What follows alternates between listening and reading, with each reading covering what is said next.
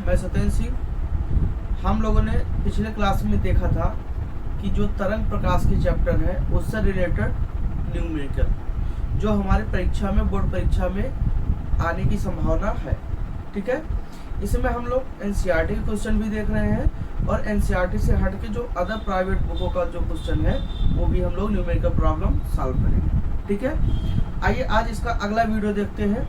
जैसा कि हमने आपको बताया था कि तरंग प्रकाशिकी के अंतर्गत टोटल 4 चैप्टर आते हैं।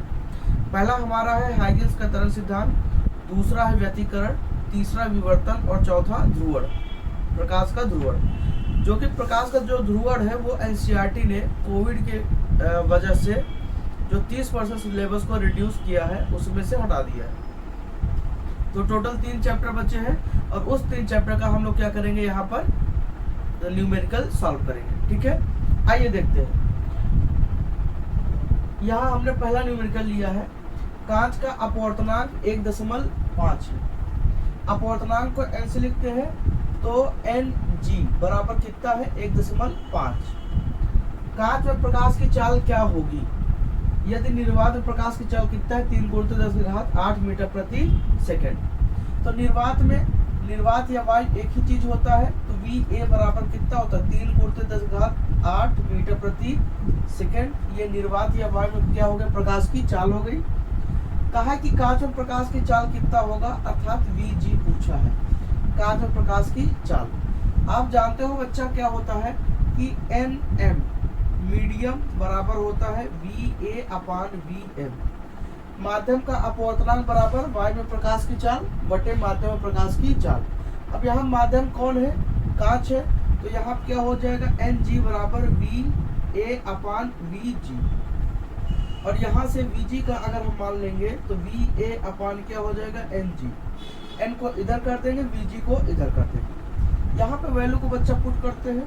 अगर हम यहाँ वैल्यू को रखते हैं तो Vg बराबर क्या हो जाएगा, 3 × 10⁸ बटे Ng का मान कितना है, 1.5। अगर यहाँ से काटे 1.5 दूना कितना होता है, 3 होता है, तो Vg बराबर 2 × 10⁸ मीटर प्रति सेकेंड। ये हमारा क्या हो गया, आंसर। ठीक है, ये इस सवाल का पार्ट ए था, यह जो कि एनसीईआरटी का सवाल है, एनसीईआरटी का। ठीक है, अच्छा सवाल है। अब देखते हैं इस सवाल में आगे क्या कहा है, इसका दूसरा जो पार्ट है। क्या कांच में प्रकाश की चाल प्रकाश के रंग पर निर्भर करती है। इन्होंने पूछा है कि क्या कांच में प्रकाश की चाल प्रकाश के रंग पर निर्भर करता है। जी हाँ, कांच में प्रकाश की चाल प्रकाश के रंग पर निर्भर करता है।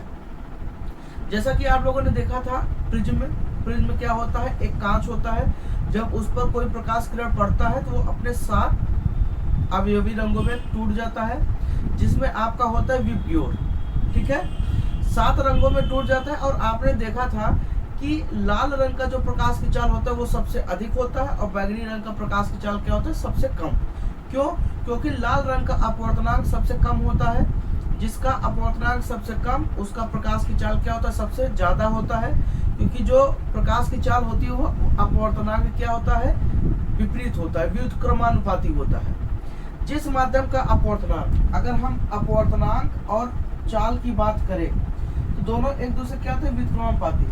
अगर वेलोसिटी ज्यादा तो अपवर्तनांक कम, अगर वेलोसिटी कम तो अपवर्तनांक ज्यादा।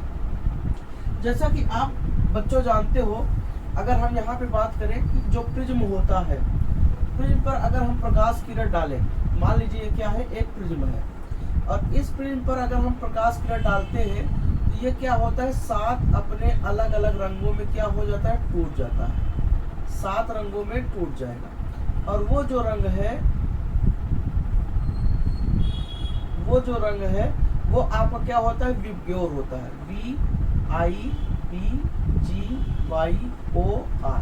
विबग्योर। जिसमें से ये क्या है, आपका बैगनी है, बैगनी, और ये क्या है, लाल है। ठीक है, अब ये प्रकाश कैसे जा रहा था, ऐसे जा रहा था, तो सबसे ज्यादा विचलन इसमें से किस रंग का हुआ है, क्या बैगनी रंग का हुआ है। ये अपने प्रारंभिक मान से क्या हुआ है, सबसे ज्यादा विचलित हुआ है। जो प्रकाश किरण या जिस रंग का प्रकाश किरण सबसे ज्यादा विचलित होता है उसका अपवर्तनांक सबसे ज्यादा होता है। तो अगर यहाँ पे अपवर्तनांक की बात करें तो बैगनी रंग का जो अपवर्तनांक है NV वो क्या होगा सबसे ज्यादा, और NR का मान क्या होगा सबसे कम। और हमने आपको बताया कि जिसका अपवर्तनांक क्या होगा कम होगा उसका वेग ज्यादा, जिसका अपवर्तनांक ज्यादा होगा उसका वेग कम। तो यहाँ पर अगर देखा जाए तो अपवर्तनांक यहाँ इसका क्या है सबसे कम। तो अगर लाल रंग का अगर अपवर्तनांक क्या है सबसे कम है तो लाल रंग का जो वेग होगा वो क्या होगा सबसे ज्यादा।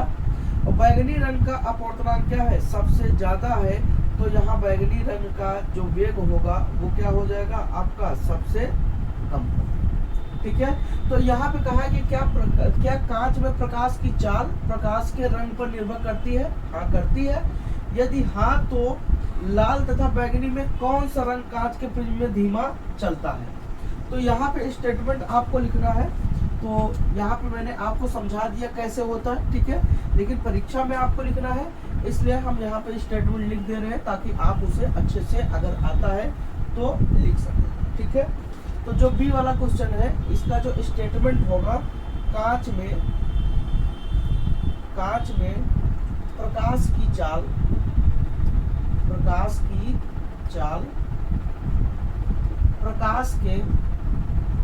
प्रकाश के रंग पर निर्भर करती है क्योंकि जब प्रकाश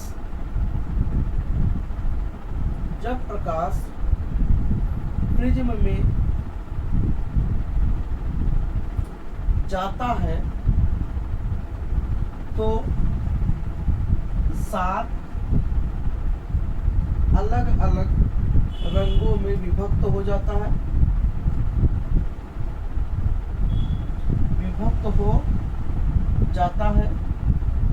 7 अलग-अलग रंगों में विभक्त हो जाता है। सभी रंगों का चाल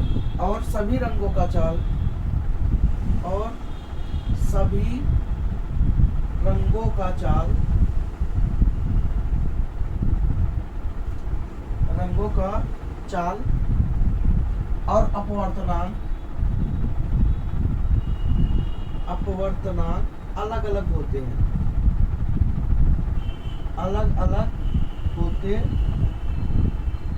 अलग-अलग होते हैं। बैगनी रंग का अपवर्तनांक अधिक होता है,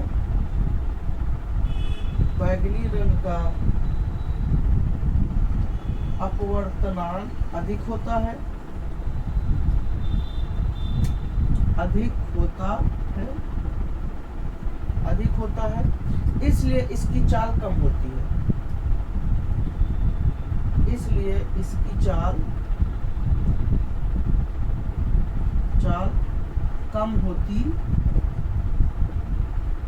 कम होती है।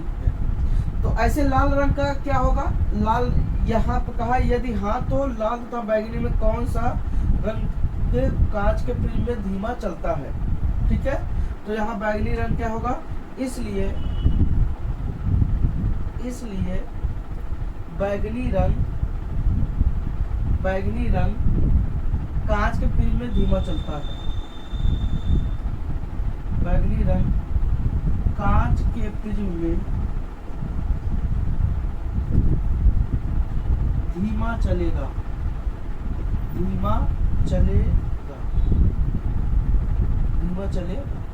ठीक है बच्चों, ये इसका क्या था आंसर था। ठीक है, उम्मीद करता हूँ आपको समझ में आया होगा। आइए दूसरे क्वेश्चन पे चलते हैं, जो दूसरा एनसीईआरटी क्वेश्चन है उस पर चलते हैं।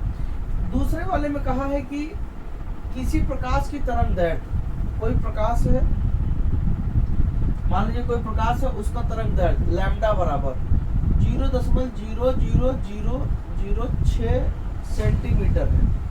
इतना बच्चों क्या है? सेंटीमीटर। इस तरंगदैर्घ्य को माइक्रोन तथा एंगस्ट्रॉम में व्यक्त कीजिए।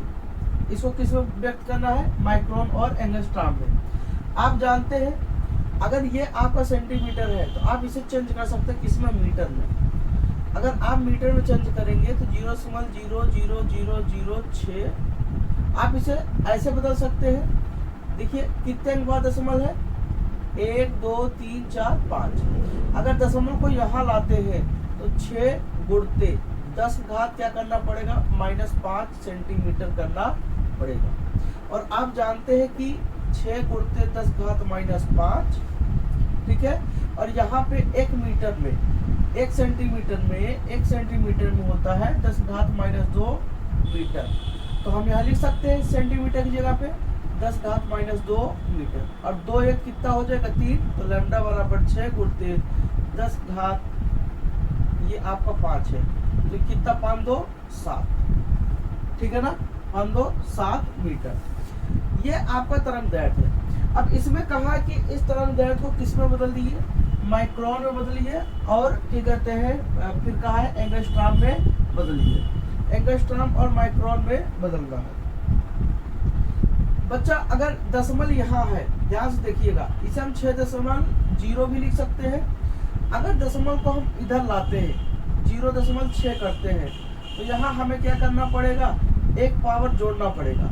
क्योंकि हम जब राइट से कहाँ चलते हैं, लेफ्ट चलते हैं, तो हमेशा क्या होता है, राइट से अगर लेफ्ट चलेंगे तो पावर को हमें क्या करना पड़ेगा, जोड़ना पड़ेगा। और लेफ्ट से राइट जाते हैं, हमेशा पावर क्या करते हैं, घटाते हैं। तो यहाँ से लैम्डा बराबर आप क्या हो जाएगा 0.6 गुणते 10 घात -6 मीटर। और 10 घात -6 मीटर को क्या कहते हैं, माइक्रोन कहते हैं। तो यहाँ से लैम्डा बराबर 0.6 माइक्रोन, ये आपका आंसर है, ठीक है। दूसरे वाले में कहा है कि कहते हैं आपका, ये बोला है कि एंगस्ट्रॉम में व्यक्त कीजिए। अगर इसी को एंगस्ट्रॉम में हमें लिखना है, तो आइए देखते हैं कैसे लिखते हैं। हमारे पास ये वैल्यू है, लैम्डा बराबर 6 गुणते 10 घात -7, ठीक है। आप जानते हैं एंगस्ट्रॉम में हमेशा -10 होता है। तो हम यहाँ कहीं न कहीं लैम्डा के बगल में, यहाँ पे 6 के बगल में 1 2 3 0 लगा लिए। अब दशमलव कहीं न कहीं इसको ऐसे लिख सकते हैं कि नहीं, -7 मीटर। दशमलव कहाँ है, यहाँ पर। हम कहाँ लेके आते हैं, यहाँ पर। अगर दशमलव को यहाँ लाते कितने, 1 2 3 4, यहाँ एक क्यों करिए, यहाँ 1 2 3 4 यहाँ पर आएगा। तो अगर इसको लाते हैं बच्चा, क्या हो जाएगा, लैम्डा बराबर 0.1 2 3, ठीक है। 3 अंक लाते हैं, 0 0 6 गुणते 10 घात कितना, -7। और यहाँ पे हम क्या करेंगे, जब इधर लाएंगे तो घटा देंगे, तो माइनस कितना हो जाएगा, ये आपका ध्यान दीजिए, ये चीज आपका हो जाएगा, सॉरी देखिए, ये कितना है 6 गुणते 10 घात कितना, -7। अब यहाँ पर यह कितना लाना है, 10। तो हम इसको ऐसे लिख सकते हैं, लैम्डा बराबर 6.000 लिख सकते हैं, 6.000 गुणते 10 घात -7 मीटर। दशमलव को यहाँ लाते हैं। अगर हम दशमलव को यहाँ लाएंगे तो 1 2 3 अंक यहाँ ला दिए, दशमलव यहाँ हो गया। और 10 घात कितना, -7 है। तो हम दाहिने तरफ गए हैं, तो माइनस उत्तर घात क्या करना पड़ेगा, घटाना पड़ेगा। जितने अंक आपने दशमलव को क्या किया, शिफ्ट किए। ये आपका मीटर, ठीक है। तो लैम्डा बराबर 6000 10 घात -10 मीटर। और इसी क्या कहते हैं, एंगस्ट्रॉम। तो लैम्डा बराबर 6000 एंगस्ट्रॉम, ठीक है। ये इसका क्या होगा, तरंग दैर्ध्य। अब इतना बात कहा है, फिर कहा है इस प्रकाश की तरंग दैर्ध्य जल में क्या होगी। यही जो प्रकाश है, ये तरंग दैर्ध्य वाला, उसका जल में प्रकाश कितना होगा, ठीक है। तो अगर ये तरंग दैर्ध्य है बच्चों, ध्यान दीजिएगा, अगर ये तरंग दैर्ध्य है तो उसका अपवर्तनांक, उसका चाल कितना होगा, तरंग दैर्ध्य का जल में क्या होगा, इस प्रकाश की तरंग दैर्ध्य जल में क्या होगा। तो जल में तरंग दैर्ध्य अगर हमें ज्ञात करना है, तो ये 6000 है, ये लैम्डा क्या है 6000 एंगस्ट्रॉम। ये कहाँ है, किसी अदर मीडियम में या वायु में कह सकते हैं। अब यहाँ पे अपवर्तनांक, जल का अपवर्तनांक Ng कितना है, 4/3 है, ठीक है। Ng का मान कितना है, 4/3 है। तो यहाँ पे कहा है कि लैम्डा G कितना होगा, मतलब जल में इसका तरंग दैर्ध्य कितना होगा। तो आप जानते हैं लैम्डा G बराबर लैम्डा A/Ng। और इसका मान बच्चा कितना है, 6000, और ये 4/3 एंगस, ये आपका इतना एंगस्ट्रॉम। ठीक है। 3 कहाँ जाएगा, ऊपर जाएगा, तो 6000 गुणते कितना 3 और ये बटे 4। अगर इसे काटे तो 15 चौको 60 होता है, तो यहाँ 1500 गुणते कितना 3 एंगस्ट्राम, 15 किया 4500 एंगस्ट्राम क्या हो जाएगा इसका तरंग दैर्घ्य, किसमें, इस जल में, ठीक है। तो जल में जो तरंग दैर्घ्य होगा बच्चा वो कितना होगा 4500 एंगस्ट्राम हो जाएगा, ठीक है बच्चों। उम्मीद करता हूँ ये चीज आपको समझ में आया होगा। आइए अब हम लोग दूसरे सवाल की ओर चलते हैं, ठीक है।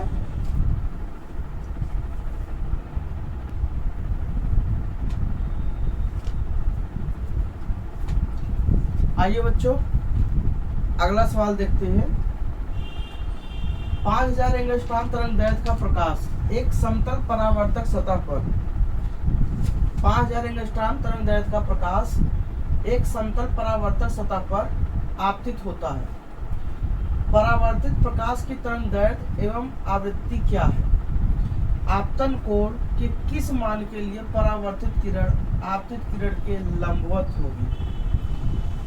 यहाँ पर सवाल अगर देखा जाए तो 2 पार्ट में है, चीजों को थोड़ा समझने की जरूरत है।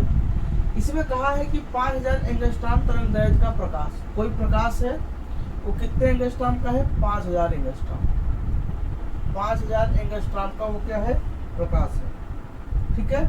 और कह रहा है कि परावर्तक सतह पर क्या होता है आपतित होता है, किसी परावर्तक सतह पर क्या होता है पड़ता है।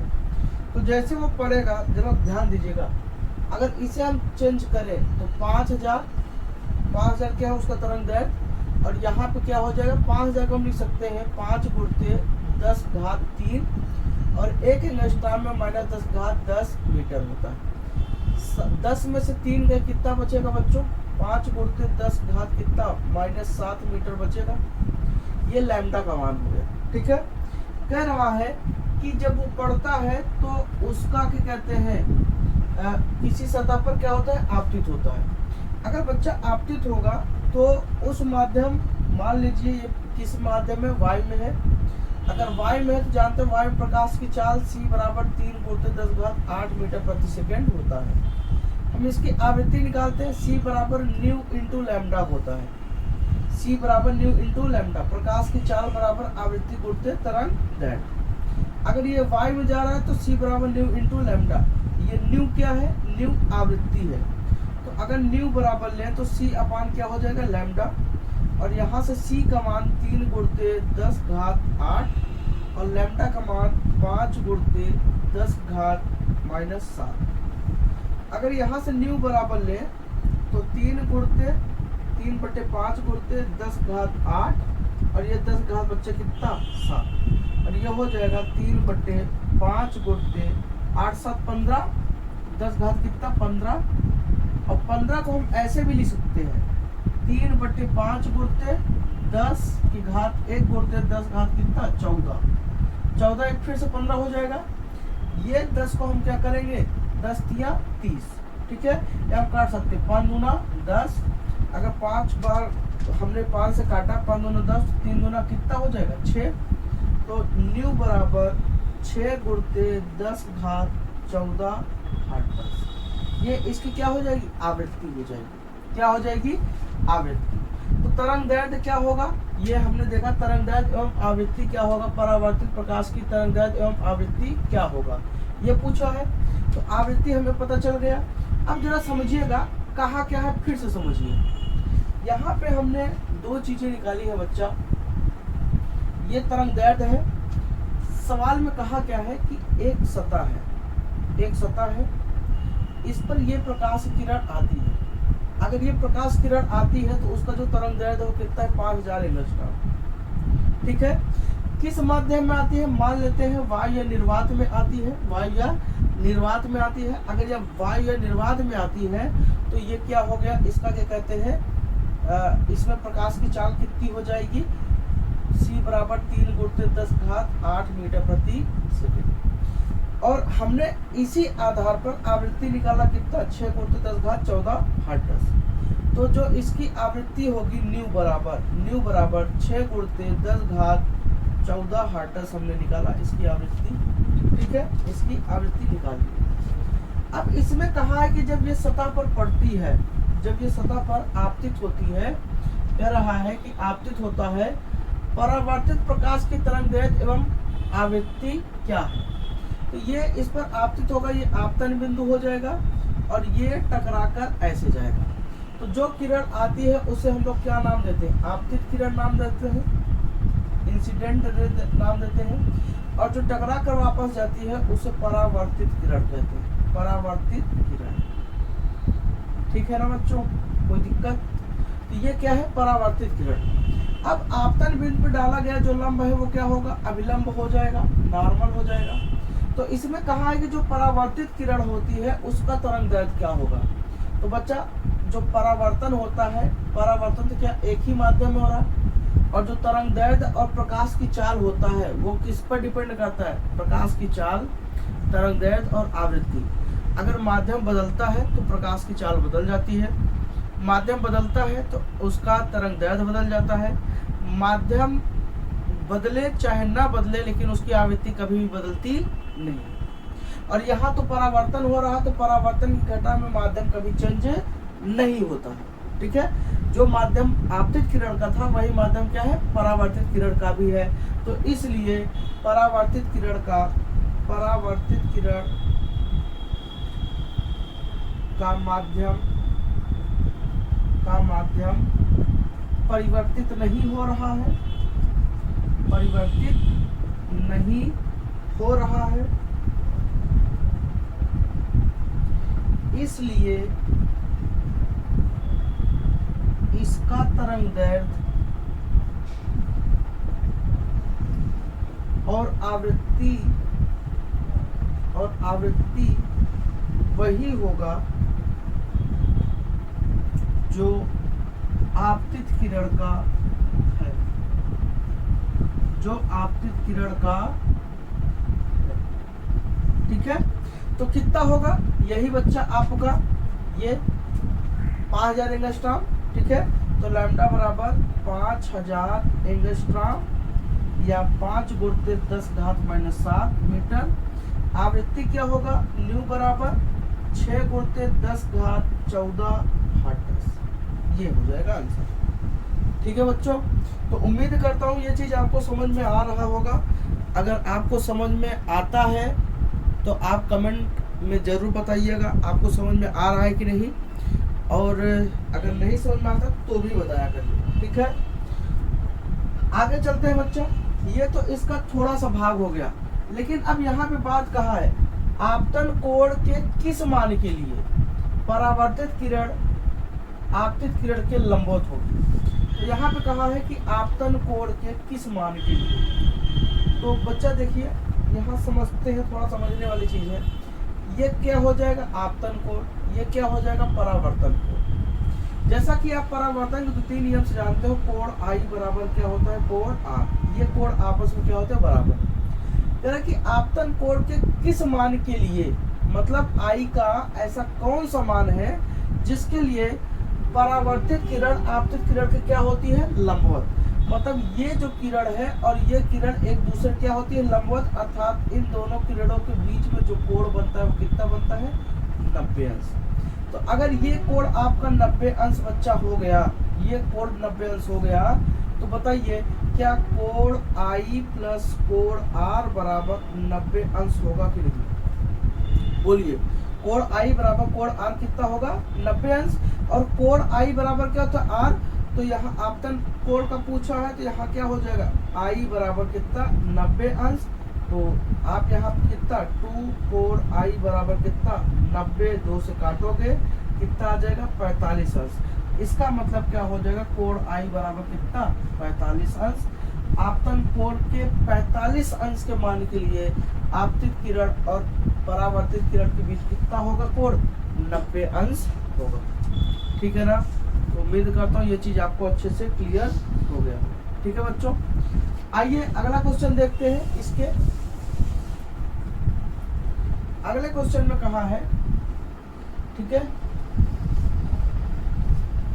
ये देखिए, दो माध्यमों के सीमांत पृष्ठ पर एक तरंगांग 10 अंश के कोण पर आपतित हो रहा है। मान लो दो माध्यम है, एक माध्यम इधर है एक और एक इधर है दो, और इस पर जो तरंगाग्र आ रहा है वो कितने अंश के कोण पर आ रहा है? 10 अंश के कोण पर क्या हो रहा है? आपतित हो रहा है। अगर ये हम मान लें आपतन कोण, तो यहाँ से ये जो किरण आ रहा है, ये इसका कोण कितना है? 10 अंश।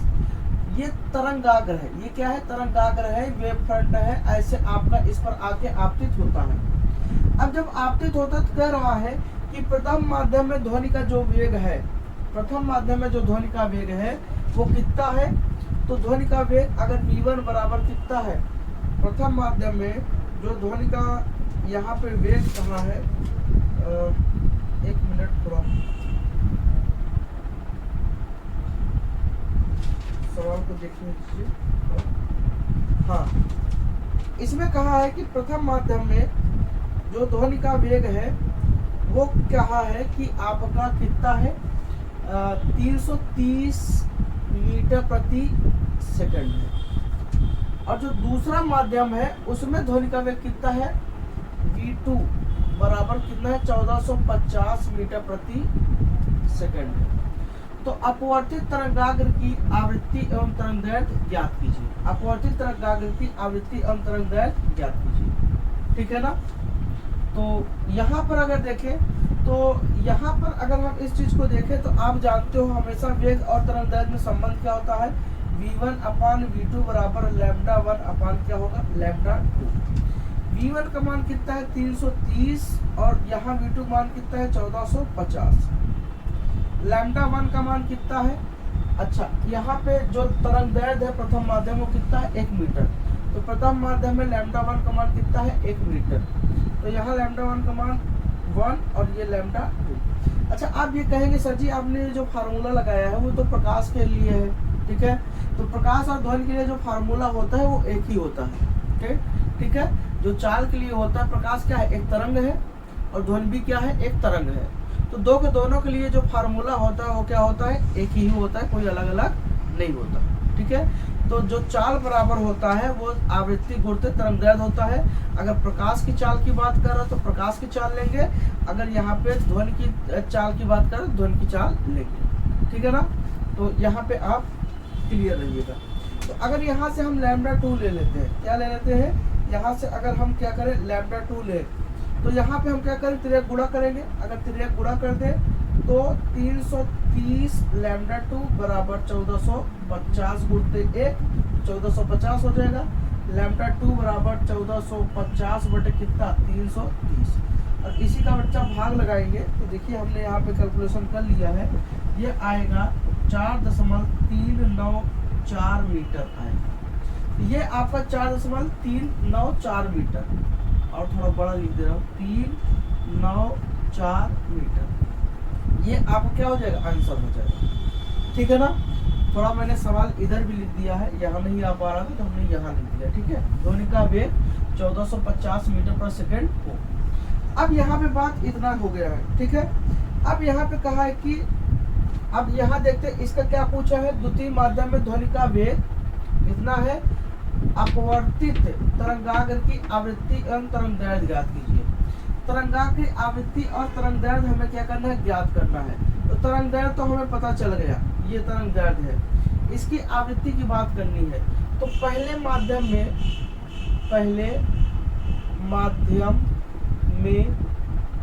आवृत्ति, पहले माध्यम में आवृत्ति, तो आवृत्ति बराबर आप जानते हैं क्या होता है? v1 बटे क्या हो जाएगा? लैम्डा 1, क्योंकि आप जानते हैं v बराबर न्यू इंटू लैम्डा। तो अगर यह न्यू बराबर ले तो v अपान लैम्डा। तो यहाँ पहला क्या है? पहले माध्यम में तो v1 और लैम्डा 1। v1 का मान कितना है? 330। लैम्डा 1 का मान कितना है? 1। लैम्डा 1 का मान कितना है? 1। और यहाँ से न्यू बराबर देखेंगे 330 हर्ट्ज। कितना होगा? 330 हर्ट्ज, ठीक है। अगर ये आवृत्ति आपका 330 हर्ट्ज आ गया तो यहाँ पे कहा है कि दूसरे माध्यम में क्या होगा? प्रकाश की आवृत्ति क्या होगी? सॉरी, दूसरे माध्यम में तरंगाग्र की आवृत्ति क्या होगी? तो आप जानते हैं माध्यम के बदलने पर आवृत्ति कभी बदलती नहीं है, ठीक है। तो हम यहाँ लिख सकेंगे, क्या स्टेटमेंट लिख सकते हैं? जरा आइए देखते हैं। अब यहाँ लिख सकते हैं आंसर इसका, लिख सकते हैं माध्यम बदलने पर आवृत्ति, माध्यम बदलने पर आवृत्ति नहीं बदलती है, नहीं बदलती है, इसलिए दूसरे माध्यम में आवृत्ति 330 हर्ट्ज ही होगी। ठीक है बच्चा, क्लियर हो? तो ये बच्चा आपका था हाइगेंस का जो तरंग सिद्धांत है उससे रिलेटेड जितने न्यूमेरिकल थे, लगभग हमने 8-9 न्यूमेरिकल्स आपको कराए हैं। इतने ही टाइप के न्यूमेरिकल्स, हालांकि छोटा चैप्टर है, थ्योरेटिकल चैप्टर है, इसमें से ये आपका कम आता है। ठीक है, थ्योरी यहाँ से ज़्यादा आती है। जैसे हाइगेंस का तरंग सिद्धांत क्या होता है, हाइगेंस के तरंग सिद्धांत, द्वितीयक तरंग सिद्धांत का नियम लिखना है। ठीक है, क्या है प्रिंसिपल। ठीक है, तरंगाग्र क्या होता है, इसके बारे में परिभाषा का भी कभी पूछा जाता है। न्यूटन का कणिका सिद्धांत क्या होता है, ये पूछ लिया जाता है। या फिर आपका आता है कि तरंग सिद्धांत के आधार पर, हाइगेंस के तरंग सिद्धांत के आधार पर परावर्तन तथा अपवर्तन के नियम की व्याख्या करना, डेरिवेशन करना होता है। कई बार रिपीटेड क्वेश्चन होता है यूपी बोर्ड में। ठीक है, तो उम्मीद करता हूँ आप अच्छे से रिवीजन कर रहे होंगे। ठीक है, आप घर पे रहिए, सेफ रहिए, अच्छे से पढ़ाई कीजिए। और अगर वीडियो अच्छा लगा है तो लाइक ज़रूर करें और कमेंट बॉक्स में अपनी राय ज़रूर बताएं, और अपने दोस्तों को भी बताएं जो बोर्ड परीक्षा देने वाले हैं। ठीक है, और ज़्यादा से ज़्यादा शेयर करें। अगर आपने हमारे चैनल को सब्सक्राइब नहीं किया है तो ज़रूर करें।